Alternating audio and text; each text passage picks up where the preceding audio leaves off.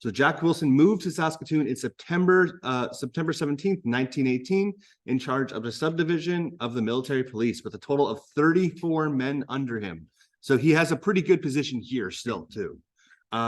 He left Polly behind and another hiatus began. Polly waited and worried and tried to write optimistic letters home. Better to tell them how well Jack was doing, what an important job he had. She knew people didn't think him capable of that, and to make plans for her to move to Saskatoon and the arrival of the children. Better to keep the heartache to herself. She'd caused her family enough worry already, but oh, what she wouldn't do to give a talk with Lizzie. Polly kept to her room now. She had enjoyed writing at the dining room table or reading or knitting in the veranda. She liked the homey smells coming from the kitchen, Eileen's cheerful steps on the stairs, boarders stopping to chat, but all that friendly domestic bustle made her feel worse now, and she wrote in her room at a small table by the window. Her life up to now had been so full of work and family, and she missed that. No one here needed her. Now the days were agonizingly long and idle, slowly gathering like a scream inside her. Eileen's bouquets, which brightens Polly's room, had changed over the months. Sweet peas and cosmos and baby's breath given away to spicy autumn astrals, Delisles, marigolds. The breezes that lifted the white lace curtains in and out, as if the house were breathing, were suddenly cool, tangy, and autumn. And sometimes at night she wakened to the haunting sound of geese flying over, gabbling excitedly like souls on Judgment Day. In the morning, she watched the children go to school. She had missed little Ella's first day of school. In Saskatoon, Jack Wilson now had another reason to worry. Polly was just a short train ride away. Her sudden arrival from Scotland and her appearance at the station that night had made him edgy. He could blame only himself, leaving his jacket with the letter out in plain sight. Had he wanted her to find it, it was hard to know anymore. He was drinking too much. He had been for a while, and his mind wasn't as sharp as it should be. So again, we are really going to start seeing consequences of his developed alcoholism now. He's using this as a coping method because he's under a lot of stress, obviously. Well, in his situation, who wouldn't drink? Wilson had indeed become a serious drinker. At this time, he was seen drunk in uniform by a member of the Royal Northwest Mounted Police. And since Wilson was drinking or at Blaine Lake half the time, his men in Saskatoon had no one to tell them what to do. Conrad Reed, a close friend, moved with him from the Regina office. So had a man named Ramsden, and all three were great boozing buddies. Wilson and possibly Reed were also involved in some kind of underhand activities to do with collecting Military Service Act fines from Army deserters. So they're getting bribed. Remember, their job is to find people who you're being told you have to go to war. You are conscripted, and they're getting bribed. Jessie was now just a 2-hour drive away. She saw him often, but still pressured him about his divorce papers.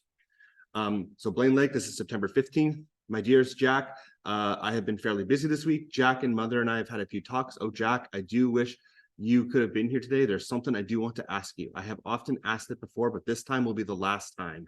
And Jack, as soon as you can, you will come over, won't you? Mother has not been feeling very well, had another heart attack on Friday night. I managed to stop it before she got very bad, and the doctor said I did very well. Somehow, Jack, the doctor, seemed to have changed his opinion of me as he spoke the other night, as though I was I don't know. I'd like to know what he thinks. So ever since when I meet him, I merely say, how do you do, and keep going on. Oh, I can't say what I would like to about that, but what do you suppose he thinks? I am feeling fine, but the pain in my lungs is still bad. Mother is having the doctor examine me to see if they are affected or not. Just think, Jack, I only have 2 weeks left before I start back to the hospital as a nurse again. I hope it won't be as hard this time as it was the last. And I want to tell you, Johnny boy, that next year, if we are living, you are to take me out shooting on the 15th of September, no matter what you are doing or where. Always yours, Nurse Patterson.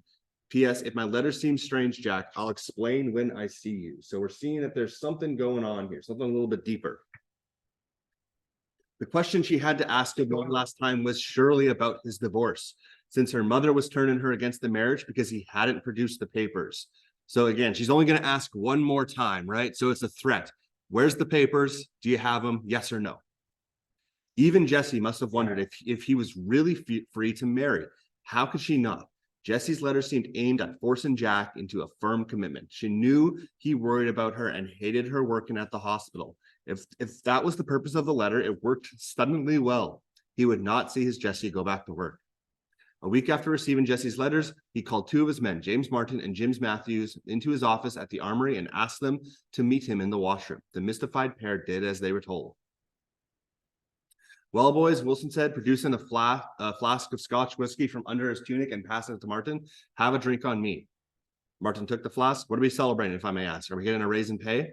Wilson's laughed, echoed in the bare, high-ceiling rooms. No, better than that. I just came from the doctor and he gave me the go-ahead to get married. You mean you have to ask a doctor if you want to get married? Matthews asked. Well, I've been wanting to get married for a long time, but the doctor wouldn't give me a clean bill of health because of my lungs. But they're all clear now, he said, so I'm going ahead with it. That's good news. So when is the big day? This weekend, Friday night or Saturday, if we can get a minister. Here's to your happiness, sir, Martin said, and all drank to the happy occasion. Wilson always wrote to Jessie as soon as possible after seeing her. The following letter is undated. Subsequent events put the date at September 22nd. Does anyone remember what day did he said that he was going to marry her? October 1st. So this is about a week before that. So this letter is from September 22nd. My dearest Jessie, I suppose you have heard all about the noise I was the cause of this morning in Blaine Lake. I slept in until 6:35 a.m. and got up and hurried down to the barracks. My Dukabor, those Russians, refused to come for breakfast, so I went back to the hotel and had mine, and I went down to the barracks with the car. I saw there was going to be a scrap with the woman, so I ordered her outside, and she refused. We had to pull her out, and after she got on the sidewalk, she kicked me all over the body, and I did not want to abuse her because I was sorry for her in a way. As she wanted to undress, and of course I would not let her, but I was forced at the end to put handcuffs on her. She was as strong as an ox. She tore a big piece of flesh right out of my left hand with her teeth, right clean into the bone. It was terribly sore all the way down in the car, and I bled all the way down to Saskatoon. I had to go to the doctor here and get it fixed. I think I am black and blue all over with her kicking, and some places are pretty sore. She is a pure devil. The duck himself did not have nearly so much game in him. He was a trifle angry at first and took all his clothes off, but when he realized he had to go to Saskatoon anyway, even with no clothes, he changed his mind and put everything on but his boots.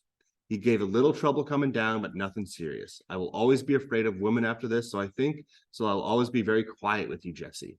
I've been terribly busy all day today. There's so much work to do. I'm going away now to get our marriage license and go to Nutana to look for our rooms. I have already been to the agent and he thinks he will get us a nice house very quickly. I told him to put in an advertisement in the paper if he considered it necessary. It was really cold coming down this morning. I was wishing I could see you this morning, dearest, before I went away. And I am going to try somehow to get up on a Wednesday night. So if you hear a noisy bunch arrive, you know who has come. I was thinking of going down to the hospital tomorrow and try and get 2 or 3 crippled soldiers and bring them up for a good time. If I manage to let the OC give them a pass overnight, I will have to ask you to help me to give them a good time. And I know you will do that, dearest, to cheer up the poor fellows. I'm afraid it's going to rain or snow. It is so cold tonight. It was threatening rain when I came home. I do hope it keeps off and I don't have to go to Regina on Wednesday so that I can come and see you. If I get the crippled boys, I could not travel very fast with them in case of jolting their wounds. I hope, dearest, you are feeling well and none of the worst of the weekend trip, and your mother also. I have been so sorry since that I scared her in turning that corner. I will never forgive myself for that. I thought about it every time I turned a corner coming down this forenoon. Now, little girl, I'm going to get our license and try to get our rooms, and then I'm coming back to work until late so that I will have everything done up for Wednesday. Sunday will be here soon, and we shall be parted no more until death comes. Oh, Jessie, the more I see of you, the higher you raise in my estimation. On Saturday night, dearest, when we were talking, I was just thinking how hard I will have to try to make you happy and make myself worthy of your love. You're loving, kind, and true, Jack boy. And so on this same evening, so when he wrote this letter, right after, he writes another letter. This is to the militia and defense, and it's to Polly. Dear Polly, I thought I would get home on Sunday night or this morning, but everything seems to be upside down here. I got in from Rosetown on Sunday at 2:30 p.m., so I'm going to remain in Saskatoon until tomorrow forenoon. Then I have to go to Humboldt, and if it's not too cold for you, would you do the packing down there and leave the trunks at Regina until we get settled here in Saskatoon? I've been to the real estate agent and asked them to try and get us a nice 3-roomed house near work, and I think that will be a lot better for you than a room. Sorry, just a side note, I recommend you guys put a little sticky note in the last letter in this one. We're seeing lots of lies. Now, if you take the 8:20 a.m. train, CPR, Canadian Pacific Railway, from Regina to Colonsay, I will meet you there on a Friday afternoon at 1:15 p.m. I shall have a livery car and we can go to Humboldt together and then come into Saskatoon after I get finished there and get settled down here, then send for our trunks. Your grip would hold enough clothes to keep us both going until, say, about Tuesday of next week when we come down to be settled. I would come down if you don't care to travel alone, but everything is such a mess. And I must also get to Humboldt and Wadena, so that would let us get quicker together again. And Polly, your old man is missing you, and I know you are weary and also. I think you will like this place better than Regina, Polly, and I won't have to go out except very seldom. It has been terribly cold, and my new coat came in very handy. You will need to wear warm clothes, Polly, as it is cold driving, but it is not so very bad in the car, and that will be better than you waiting for me at Regina and wearying your life out. Miss Wismore will keep our trunks until Monday or Tuesday, and we can wire her when we are ready for them. But Polly, you better buy a new big one in place of the old one, even if it does cost a bit, as it is liable to go to pieces, and just have labels on them already so the drayman can just call for them and ship them. The government will pay the expenses. I will close now as I might miss the mail if I don't. I will also write a night letter and have them send it tonight in case I'm too late for the mail. So basically, we know a week from now, he plans to get married to Jessie. And so what he's also done is he's also making some promises to Polly, his wife, right? Yeah, we have a house going. It's going to be in Saskatoon. I'll pick you up, pack up all your things. We're going to go. He did take the returned soldiers to Blaine Lake for a party later that week. Drinking with other people helped take his mind off Polly's arrival. In several letters to Jessie, Jack mentioned a red coat of Jessie's purchased in Saskatoon and left for alterations, probably part of her wedding outfit. And Wilson, like any happy groom, was making wedding preparations of his own. He asked where he could buy a marriage license. He rented rooms for him and Jessie until that wee cottage materialized. And in one of the little towns or country stores on his travels, Jack Wilson bought a shovel. Why does he need a shovel? Sorry,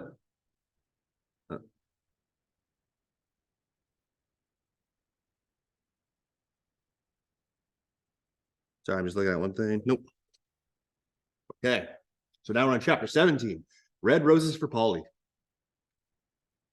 It was a time of waiting. The still autumn days now smelled of earth and smoke, and late red poppies glowed in the ragged gardens. One by one, their crimson petals fell to the ground. The days were closing in. And then the letter came. Oh, I must pack right away, Miss Wismer. Jack has got us a house in Saskatoon. Well, that must be good news, I'm sure. It will be nice for you to be settled in your own place again. I must write the children today and tell them they'll be coming over soon. Polly folded the letter. I hope my Elizabeth will travel with them.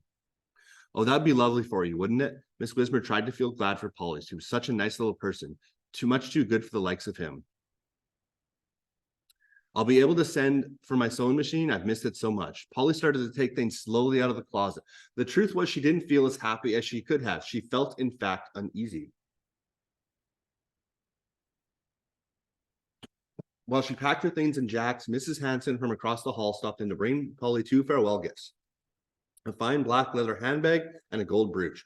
Polly was touched by the gifts, which were lovely, and by Mrs. Hanson's kindness. People here had been very good to her, so she would miss them. And like around this time, like 100 years in Saskatchewan, everyone was an immigrant for the most part. So they were quite nice to like new immigrants as well. Like they understood like the hardships of it. I'll write to you, she said. I just hope everything goes well for you, Polly. And Polly knew Miss Hanson was thinking about Jessie Patterson. I'm sure things will be better now with the children coming and all. Later that day, 2 trunks, neatly packed, strapped, and labeled, stood on the landing. Jack had said they'd send for them. She appreciated that, since being in the family way made everything harder. Not that she'd have to lift them, but still, it was nice to travel light. The next morning, she withdrew all her money from the bank, $300. She would deposit it in Saskatoon till she knew how things were going to turn out. She wondered about Jessie. Did she know about Polly now? Jack hadn't said, but surely he'd asked her to come. He had given Jessie up. He said in a letter that he was missing her. Jack phoned early Friday morning to tell her to come to Saskatoon instead of Colonsay, and which train to take, since there were 27 trains a day into Saskatoon. He would be there to meet her at 4 o'clock. You're right now, Polly, you hear? Since Eileen Wismer couldn't get away, she'd asked Miss Hanson to see Polly off on the train. And so you write here, Polly, you hear? So remember, both these characters write very commonly to a lot of people, to their family, to each other, to their siblings. Oh, I will, don't you doubt. You know I like writing letters. They'd often commented at the house what a faithful letter writer Polly was. Miss Wismer helped Polly on with her suit jacket. Such beautiful wool. Um, and to think you've made it yourself. You've got some money somewhere not safe, have you? Polly nodded. Pinned right here. She patted at a spot above her left breast. The money inside crackled. I'll miss you, Polly. I'll never forget how kind you've been. I'm going to make you something nice as soon as I get my machine. She felt in her pocket. And yes, she had the pattern she wanted to look at on the train, a pattern for a dress for little Ella. Don't you be thinking about sewing for me. You're going to have your hands full with those children when those children get here, all of them. Miss Wismer patted Polly's arm and they both laughed. I wish I could go with you to the station, but someone is coming to look at your room. Polly hoped whoever it was would have been happier than she was in that room. So things are looking up for Polly, right? It seems that she's finally getting to move in with Jack. He has a house. They're planning on bringing kids over. So as they waited for the train, Polly told Miss Hanson that she hoped the children would arrive in time for Christmas and Hogmanay. That's New Year's. Make such of Christmas, viewing it as a Papist celebration, but the children loved it. It was Jack's and hers 11th birthday too, on the first day of the new year. They passed the man selling corsages, and Polly stopped. Oh, look, aren't they lovely?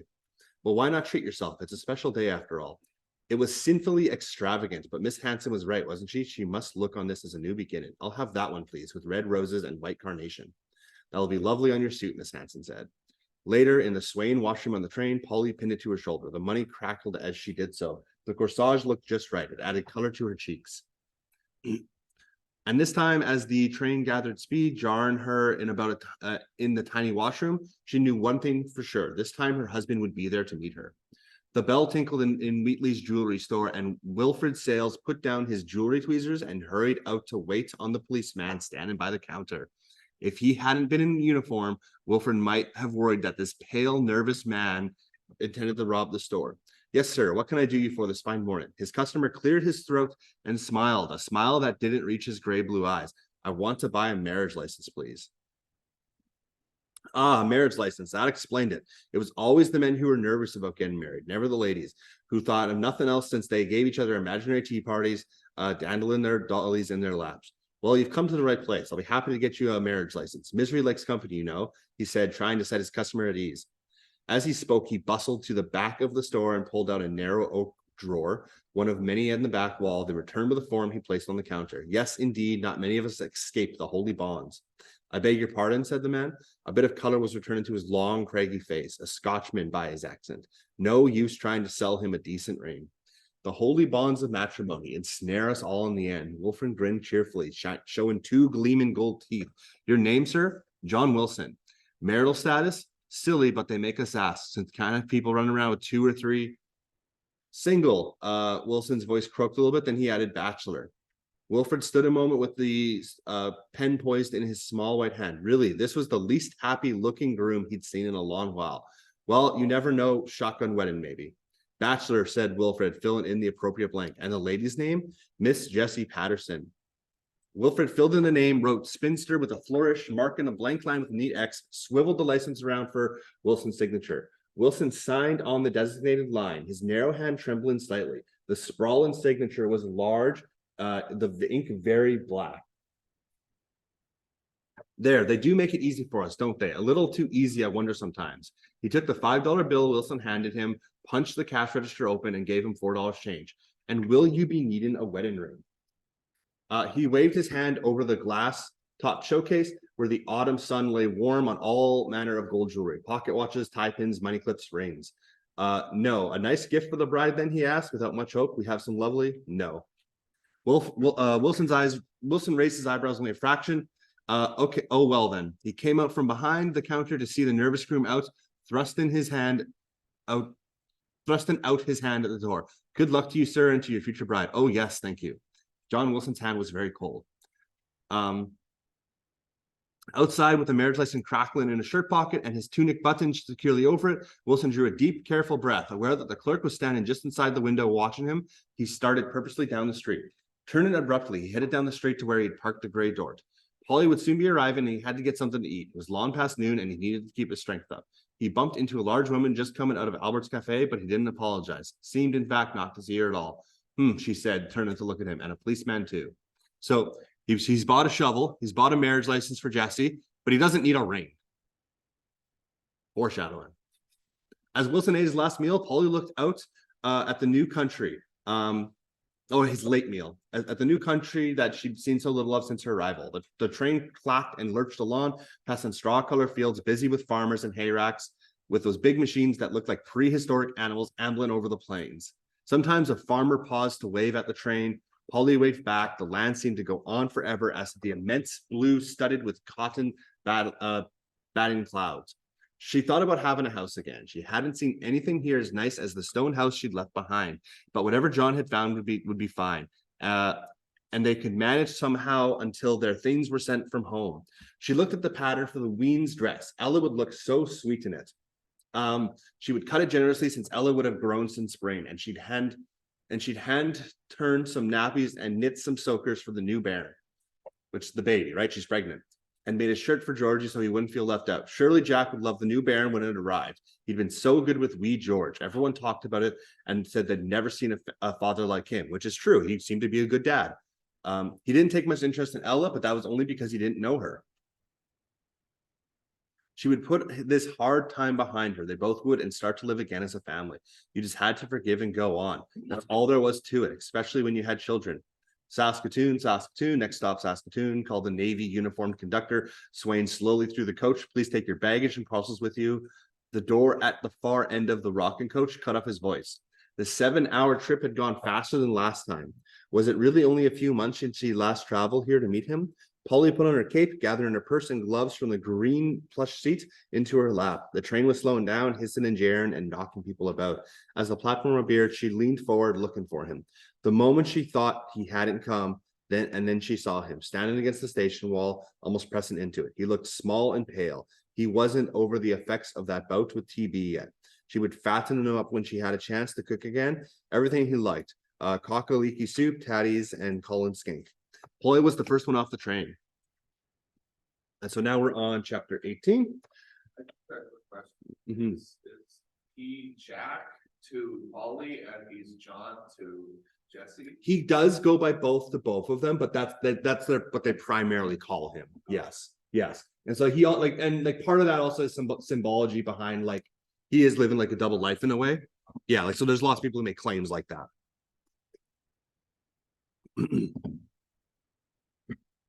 So chapter 8. Jack did not drive Polly to the house. He had gone to Rostern way on business, he said, and she might as well come along for the ride. And since it was so nice to be actually going somewhere with him, she didn't complain. The house would be there when they got back.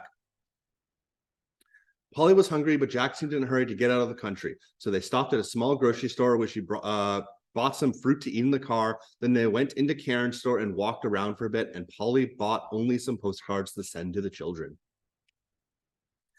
Polly had hardly been for a car ride since she arrived, except for the lawn drive to Regina for the first day.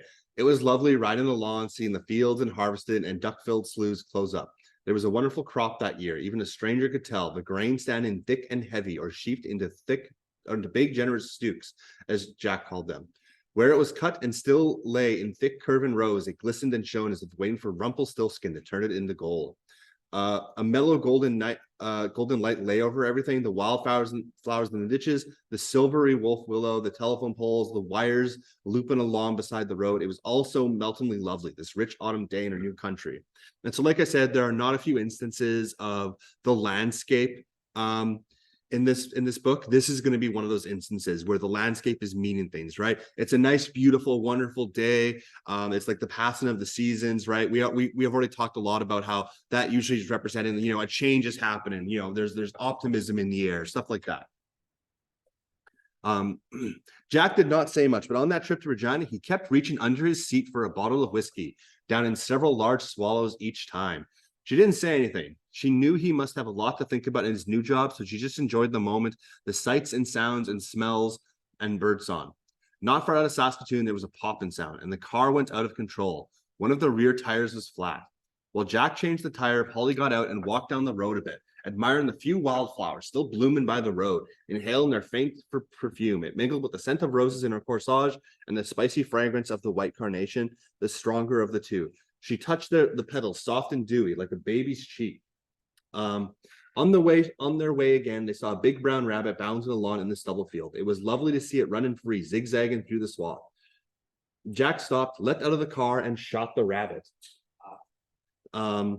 So the tire goes flat. He fixes it, and then they start driving again. He goes hunting. Polly hadn't even noticed the shotgun in the back. He walked back, holding the dead rabbit upside down, blood running from its long, soft ears. He threw it in the back beside the shovel. Then he gave Polly the gun and showed her how to hold it beside her in case some geese flew over and he needed it quickly. She wouldn't mind having a goose to cook, but she wished he hadn't have shot the rabbit. A long time later, he suddenly spoke up. It's too late now to do my work at Rosthern today. I thought we could go to Blaine Lake instead. Blaine Lake? Why? She suddenly went cold. To go there and explain things to Jessie. You haven't done that yet? No, I thought we should go together. When she sees you, she'll know it's no use. Well, maybe that would be best. Let the girl see that Jack had a wife in the family way, almost 6 months along. And Polly would be sure Jessie knew about the other bairns too. And she had to admit to herself that she was curious to see this young woman who was planning to marry her husband. Poor lassie, none of this was her fault. Jessie understood that becoming attached while he was sick and lonely. If she could not understand loneliness, who could? And she had had the children. And so Polly leaned back and let Jack have his thoughts to himself. This would be hard enough for him. No need for her to go on about and make it worse. But now she understood why he was driving slower and slower. Is it a long way to Blaine Lake? It's not far now. They were practically crawling along as if Jack was looking for something. She ate one of the apples she bought in Saskatoon. Best to say nothing. Then he suddenly drove off on the faint trail to the left, and Polly hung onto the door as they bounced over the rough ground. They stopped not far from a culvert. Geese, Jack said, getting out and going along to her side of the car and lifting out the gun. And geese there were, flying in to feed the field beside the road, and honking loud in the stillness. Jack aimed and shot. One spiraled erratically to the earth quite a way off, and then threshed along for a long time, wounded. She got out of the car and walked behind him in that direction, but he turned suddenly and said it was too far. They better get on. I hope it won't die, Polly said, as they walked back to the car, which was hidden from the roads by some bushes. It was dusk now, and soon would be dark. They could hear a car passing by the road, and then silence. And Polly was hungry. Don't you think we better get on, Jack? It's getting dark. Yes, I suppose we better get it over with. They walked back to the car where Jack put the car robe over her side of the seat, then took his top coat from the back seat and put it on. Yes, it was cooler now, Polly thought, as she climbed in and gratefully settled down. She was feeling a wee bit tired from this long day, and the bairn inside was kicking her. They'd both be fine as soon as she ate. It was so quiet that they might have been all alone in the world. Jack hadn't moved from her side of the car. He was very pale, standing there in the dim light, perspiration on his upper lip and forehead. Why was he looking at her like that? Polly felt a sudden start of dread. Jack still had the gun. Why didn't he put it away? It was getting too dark to shoot, but he was raising the gun again. She looked up, but there were no geese. She turned back and looked straight into the shotgun's double barrel, inches from her face. No, Jack, don't. At the loud explosion, the good, generous heart of Polly Wilson stopped beating. The boy child inside her struggled. It took a little longer for his heart to stop. And so he pulls over on the side of a road and shoots his pregnant wife. I told you hate this guy.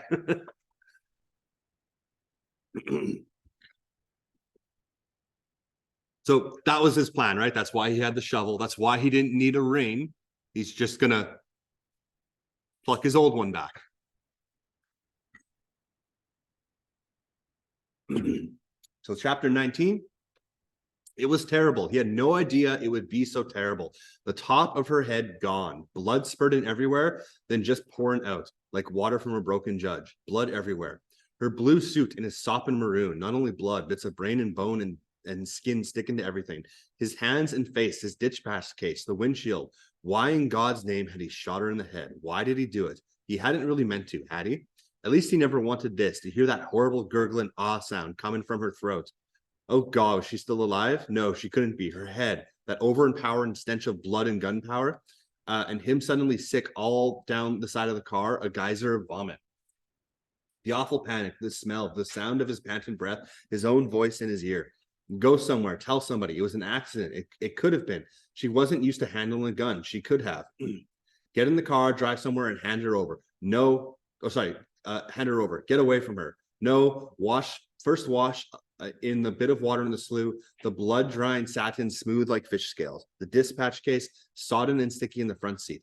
Never mind it. Get going. That's better. Get some air. But she kept falling over. What was left of her head lolled on his shoulder like some ghastly parody of a courting couple. He turned fast onto the trail going west, and then south again on the road to Saskatoon. It's almost dark, thank God. Be careful, slow down, no use in killing yourself too. It's done now and you can't undo it. You can't see her, thank God. Just feel her, limp and sticky. Push her away, stop the car and think. Dr. Legnois, the coroner at the Marcelin, he knows you from the Birkhoff case. He'll help, just go there and explain about the accident. It could have happened to anybody. No, who is going to believe that when you marry Jesse tomorrow? Jesse, just hang on to the thought of Jesse and you'll get through this. What would she think if she could see you now? Well, she can't, and please God, she'll never know what you had to go through for her. He pulled into a weedy trail, and as he turned around, Polly suddenly fell sideways onto the dispatch case and stuck to it, matter running out her head. He pushed her up against the door and vomited again in the weeds by the car. Crickets and frogs, something rustling through the weeds like any normal prairie night, reassuring until he turned back and the moonlight caught in her eyes as if she was watching him.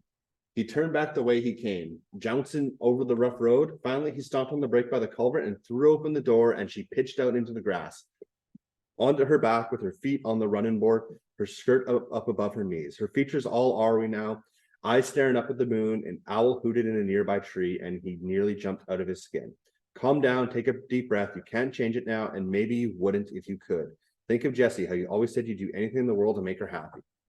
After a long time, when the nausea and shaking stopped, he got up and took the blood-soaked gray car rope from the front seat and threw it all over that dreadful staring sky. He got the shovel from the back of the car and began to dig under the culvert. It was terrible digging under there, all bent over. 2 hours later, weak and exhausted, he stopped. How would he ever dig it deep enough? He wanted to be in Blaine Lake before dawn to avoid meeting threshers on the road. When he went to get his gloves from the back seat, he found the bottle the boys had left there Wednesday night on the trip to Blaine Lake. That seemed like a year ago. He drank what was left and was sick again. Finally, he felt a little stronger.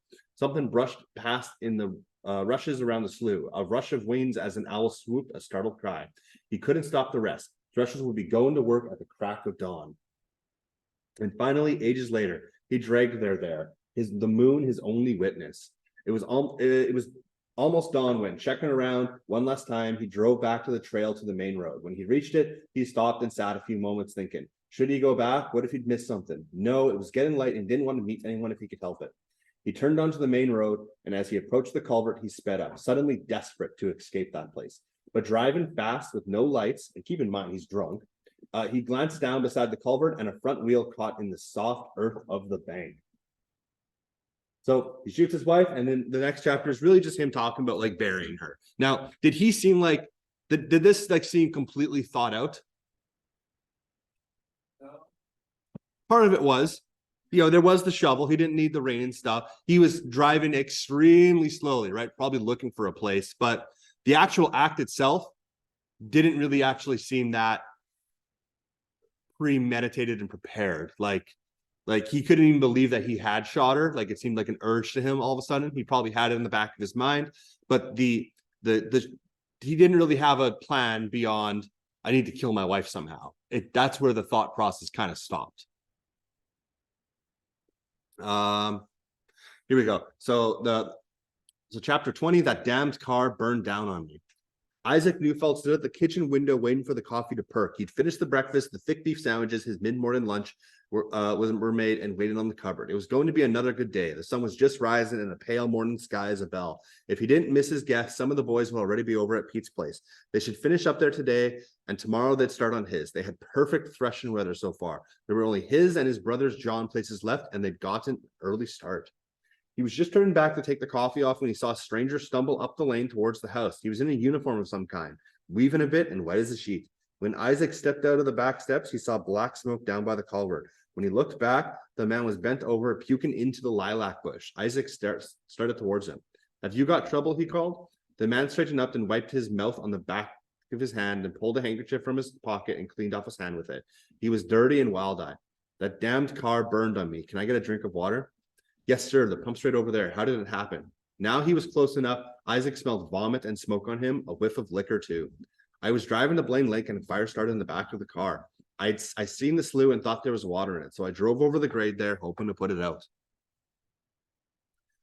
The stranger's hands shook. His clothes were covered with dust. The back of his right hand was bleeding, and he looked as nervous as a cat on a hot griddle. Isaac pumped him a cold drink of water, and he drank the whole dipperful in a few gulps, and then lurched back to the lilac bush and chucked it up. He kept on heaving for a bit, but nothing more came up. Sorry, he said when he finished. I swallowed too much smoke, and my stomach's kind of touchy.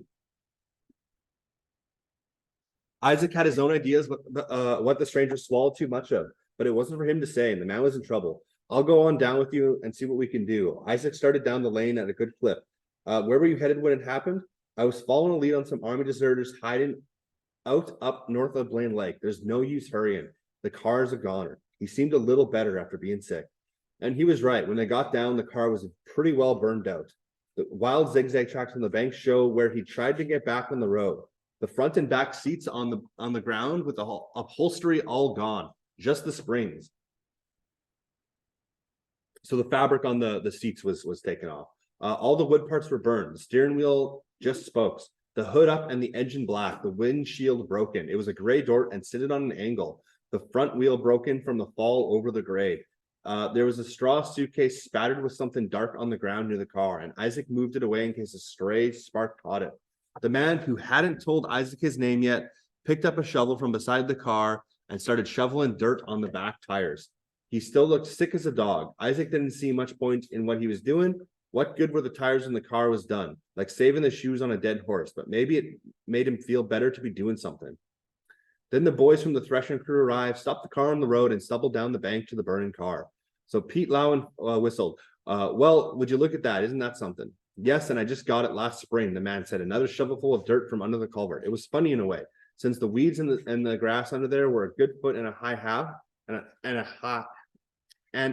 high. But Isaac didn't think too much of it with everything else going on. Then his brother arrived, driving his car in on the trail and stopping not far from the burning car. John came over and talked to them. I know that man, he told Isaac. He came to the house Wednesday night for some gas. He had 4 other fellows in the car with him. While they were just standing there, starting to think about the work they weren't getting done, Isaac heard Henry Williams ask how the car got there. I was on my way to Blaine Lake, and just before the culvert, I smelled smoke in the back. When I turned to look, I went over the culvert. It's a wonder you landed on your wheels, Isaac Peters said. Yes, I couldn't believe it myself. I was sure I was going some. So the fire started in the back then? Yes, they ran the tank over when I got her filled before I left Saskatoon around 3 this morning. Now that was funny too, Isaac thought. The man had told him a different story. The fire had started in the front, and the fire had started in the front. All the boys agreed later. The back was hardly scorched. This fellow must think they were stupid, he thought, but they just put it down to his drinking. The other boys said later that they thought he was drunk or partly drunk, and you could see where he'd been sick on the ground and the car before he came up to the house. He'd never told them his name, and they hated to ask.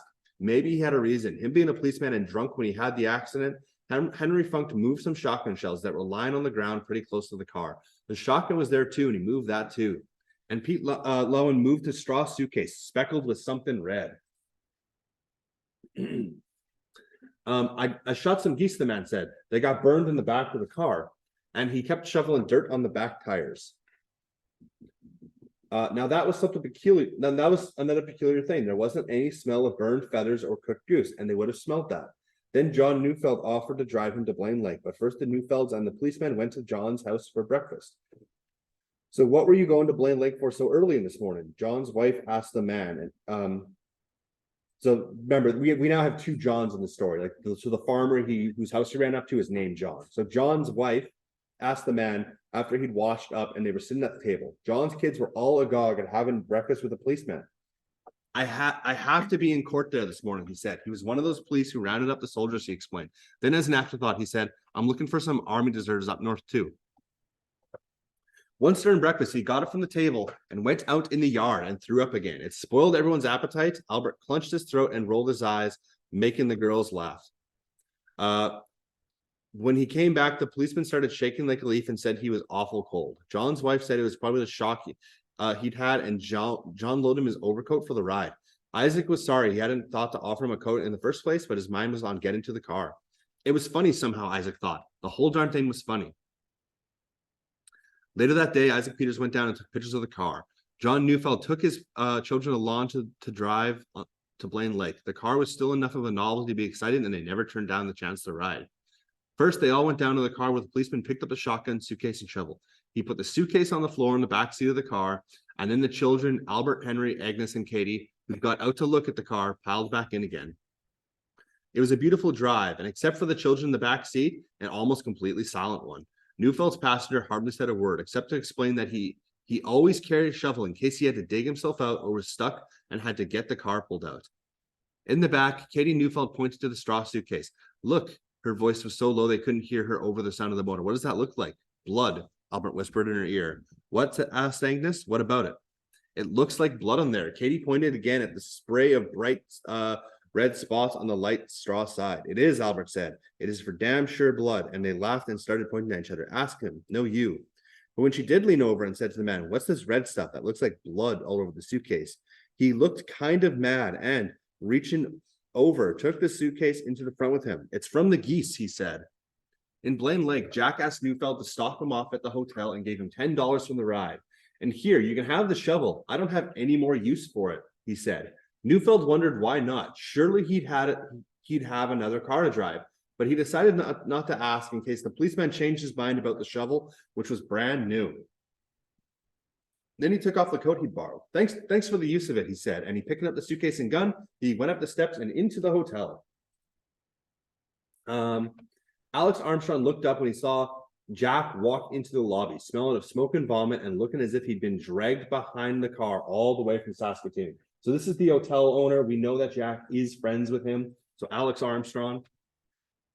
My damned car burned down on me, Jack said, and he went to the bathroom. He took the gun and suitcase in with him, which was odd, Jack thought. He was a bit relieved when Jack came out and headed off to the Pattersons. How come he's taking this stuff to the bathroom with him? He wants to wash the blood off, right? Chapter 11, Till Death Do Us Part.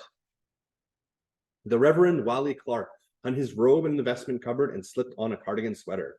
Then, after turning off the lights in the Knox Presbyterian Church, he walked next door to the manse. It was a chilly night with drizzling rain, more like November than late September. The manse looked cheery from the outside, with warm light from the piano windows.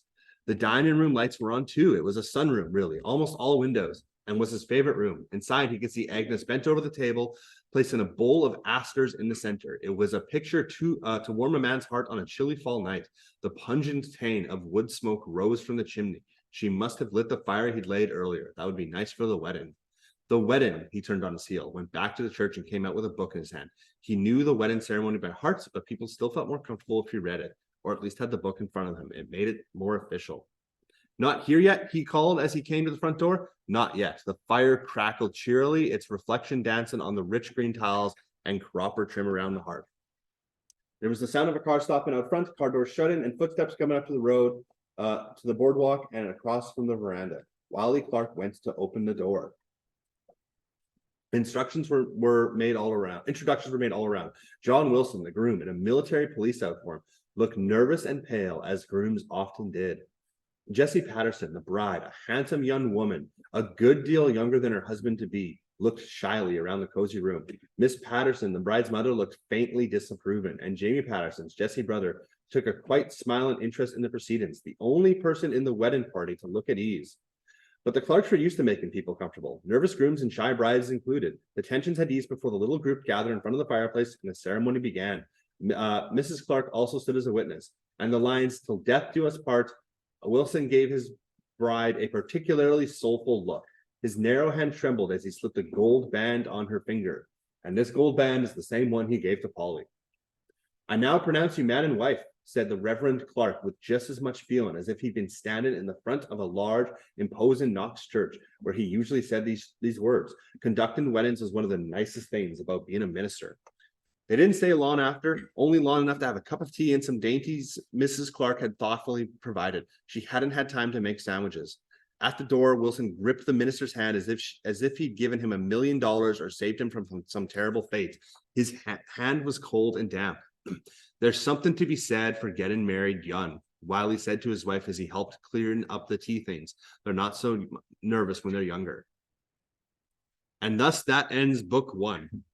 So book one was very much the what was the title of that again? Book one. 1 second. Oh, good, my thing froze. So there's a wee wifey waiting. So book one is very much about him and Polly. Book two is obviously going to be the aftermath of this. So book one was really telling the story about what led this man to eventually move in here, killing his wife, and we get to learn a little bit about him. So let's go through some of this stuff here. Bear with me 1 second. Is it this one? This one looks right.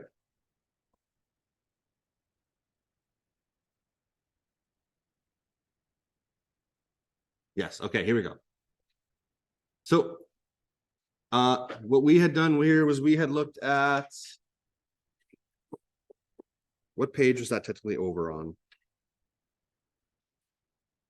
Okay, it was done until page 89. So we read our chapters here. So that's all we're going to read for today. We will start book two tomorrow, but we'll finish off with book one today. So a little bit earlier. So Polly's for chapters 16 to 19. We have a bit of a plot summary here. Let's make this a bit bigger, redder.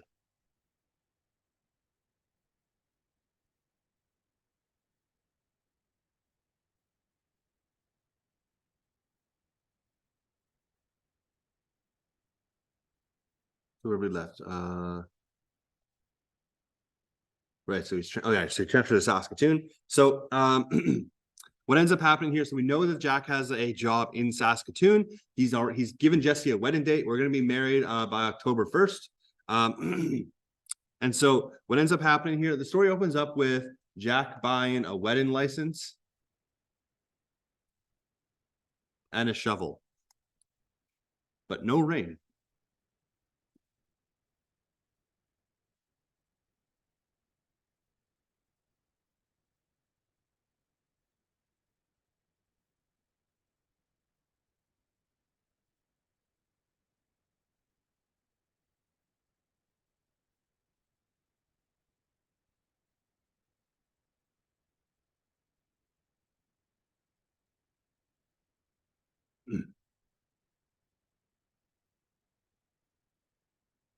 So he buys the shovel, he buys the wedding license, and no ring. He's planning to marry Jesse. And so what ends up happening here is he's promising Jesse, yeah, we're gonna get married. We're gonna buy a house. I forget the town name, but we're gonna buy a house. He also tells Polly though that they're going to move to Saskatoon together. So she's quite excited about that. So basically, Jack and Polly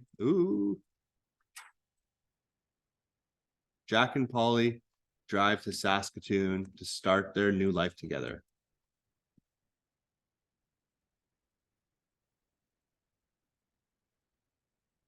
And so does anyone remember what happened with the luggages? Some of it was taken by Polly, but what happened with the rest of it?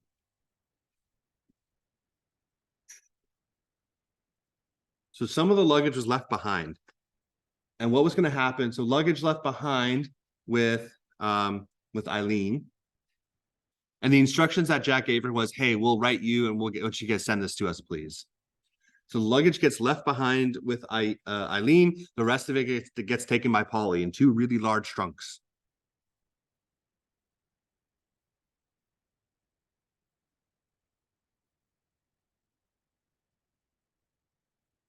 So, and on this road trip, the tire eventually pops. So one of the back tires pops. He fixes it and he eventually shoots a rabbit and a goose. Now he picks the rabbit up, but he doesn't get the goose.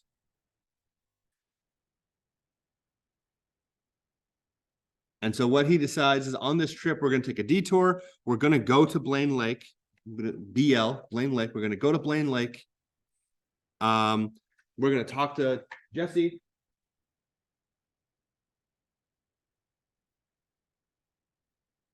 And on this way, he eventually ends up pulling over and killing Polly. He digs a grave and the car gets stuck.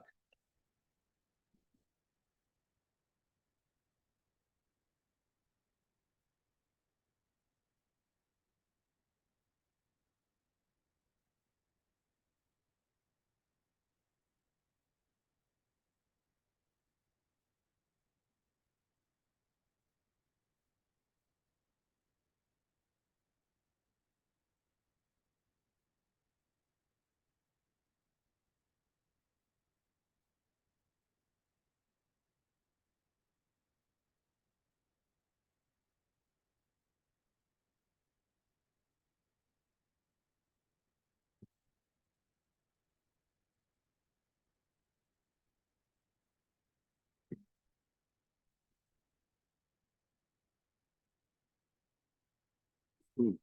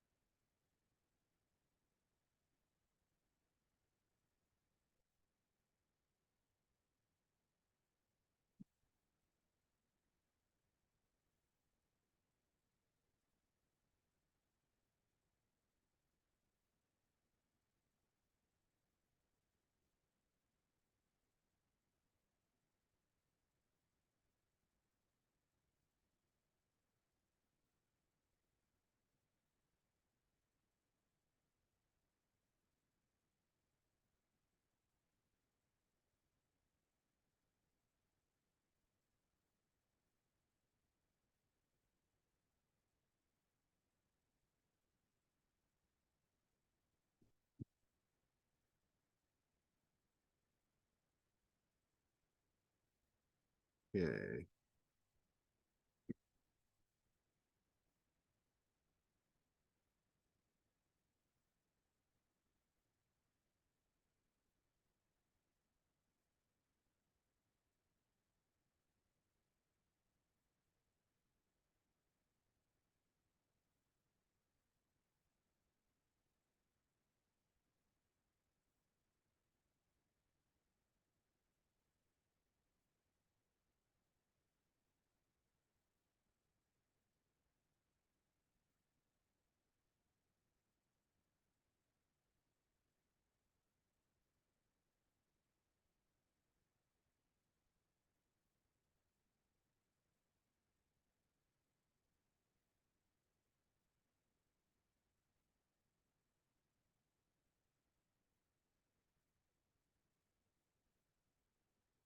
So we'll do our last plot summary here as well.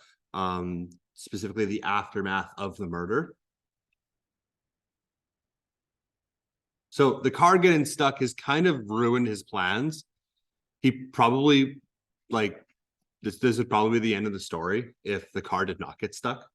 So the car gets stuck, and ultimately what he ends up having to do here, here we'll do our the plot summary. So the car gets stuck, and what he ends up having to do is, I know the chapter doesn't start out with this description, but let's try and do it like chronologically. John burns the car down. So he burns the car down, rips the upholstery from the seats, right? Because this was covered in blood.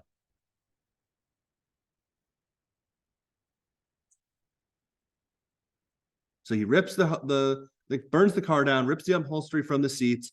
He ends up going to a farmer for help. And basically he gets a ride. He ultimately gets a ride to Blaine Lake.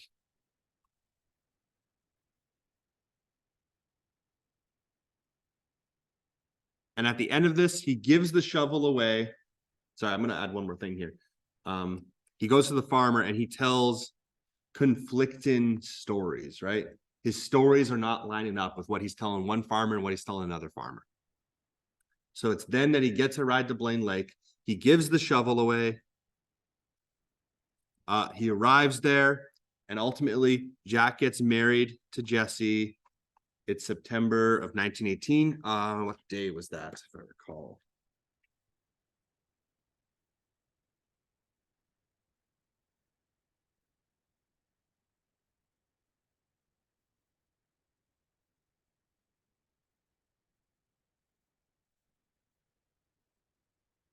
I don't know what day it is, but it's the end of September. So the 29th or 30th.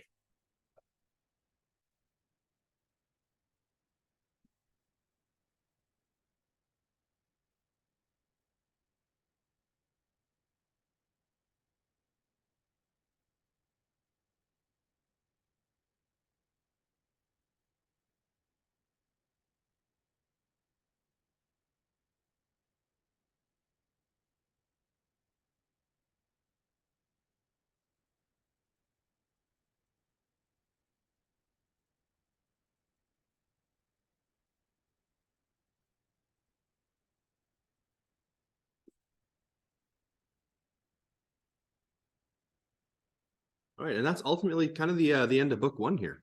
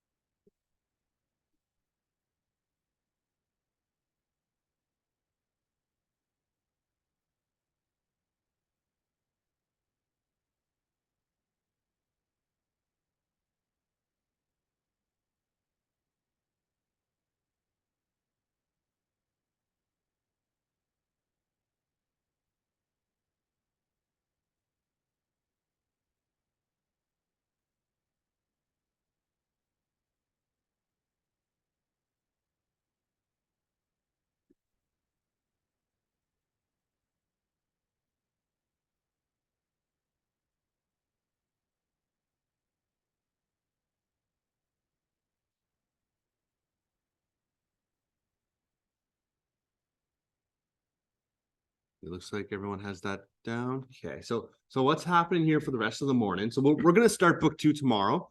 But one thing, so what we're going to give you some time. There's some of these questions to work on. Now you're going to notice there's question 1 here on chapter 16 and 19. Just skip this one from now. We're going to talk about literary devices later in the class. I kind of mixed up the order of how I normally do stuff. So we're skipping the literary devices right now. So don't worry about this first question here, but you're going to get some time to work on some of this stuff. Now, the other thing as well is I'm going to get you to head to page 17 here. This one is actually going to be an assignment here.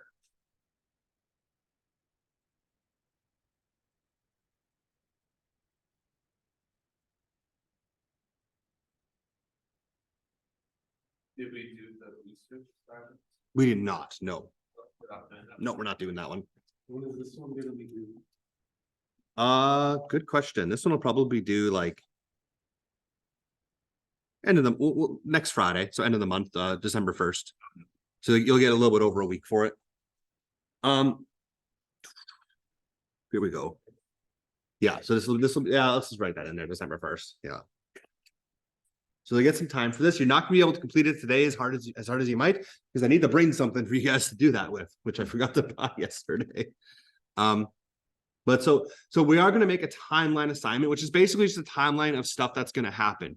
Now, I'm also going to give you an alternative option here, which is keep track of all the lies Jack is told. So you can either do a timeline on events that have happened in the book or on lies that Jack has told, or rather those lies will count as events.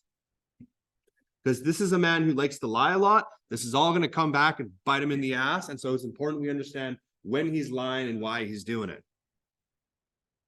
So you're going to create a timeline to describe of events or lies within the story. We will let you use lies this time. So an example of event might be he killed Polly. He got a job with the Royal Mounted Police. His tomato farms got hailed down on, right?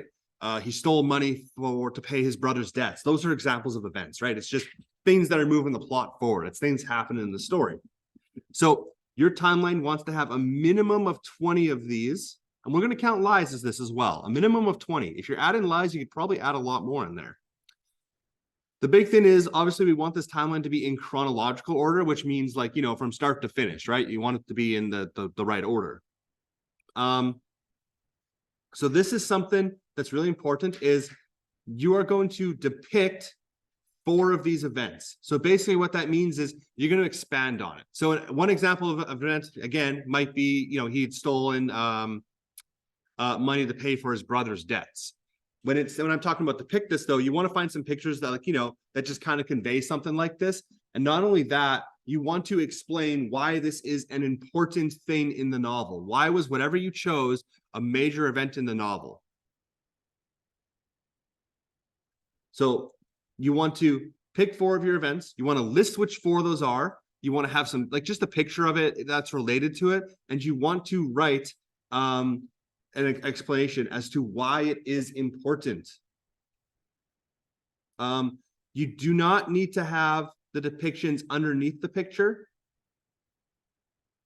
You do not need to explain why. You can hand this on a separate piece of paper. That's okay. So this thing here is optional. This whole thing here is technically optional. Totally fine if you don't do it. Let's write that in there, actually, optional.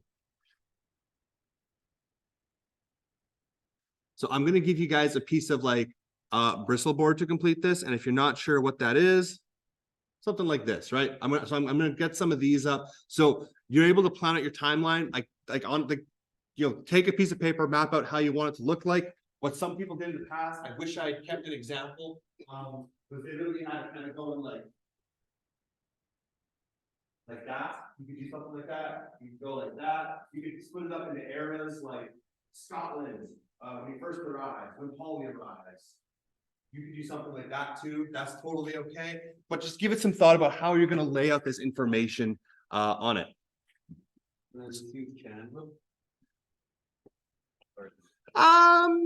I'll allow it. You'll have to make a really big thing on Canva, but I'll allow it. Yeah. So you can use Canva as well.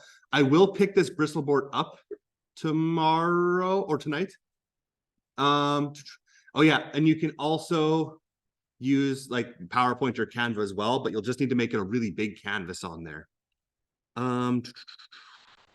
So these are just kind of some steps here, to kind of complete it. It's due on December 1st. Yeah. So the big thing here is it's events, but we're also going to let you keep track of lies. You want to have at least 20. More is totally fine. More is preferred. If you're adding lies in there, you'll probably get a lot more than those.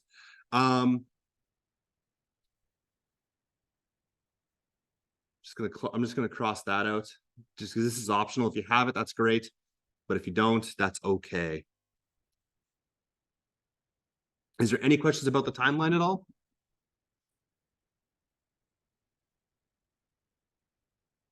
Hearing none. So you get some time now. The rest of the morning, you're gonna get some time to complete some of these questions here as best you can. If you're not sure, feel free to ask.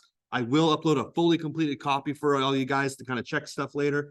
Don't worry about this question just yet. That's okay. If you want to answer it, you can, but you do not need to. We haven't really learned that just yet.